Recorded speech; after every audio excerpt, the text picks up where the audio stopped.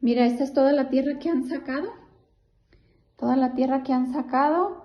Y sigue el agua saliendo el agua de allá. Y dice el muchacho los muchachos que están escarbando, pues, que tienen que saber de dónde es esta agua. De dónde sale, por dónde viene. Por eso es que hay tanta humedad en esta casa. Y huele a drenaje. Esa agua huele a drenaje.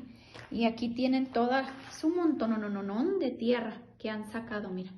Que han sacado. Y oye, a ver si no me caigo. Y ya encontraron el drenaje aquí. Aquí está el drenaje. Mira. Aquí está el drenaje. Aquí va al ras de la ventana. Y es toda la tierra, por eso hay muchísima tierra. Y aquí va el drenaje, pero es como de cemento.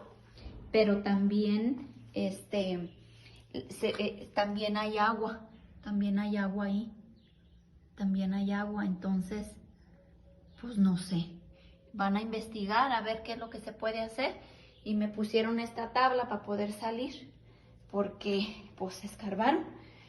Y ya el señor ya vino el señor, destapó afuera la calle, porque estaba tapada la calle, y ya la destapó y va a volver mañana, porque si estaba tapada toda el agua se regresaba, no sé qué. Pero mañana va a volver a venir y mañana te hablo a ver cómo pinta el asunto, ¿sale? Pues cuídense y ya no te puedo hablar porque se va a ir la luz al ratito, ¿ok?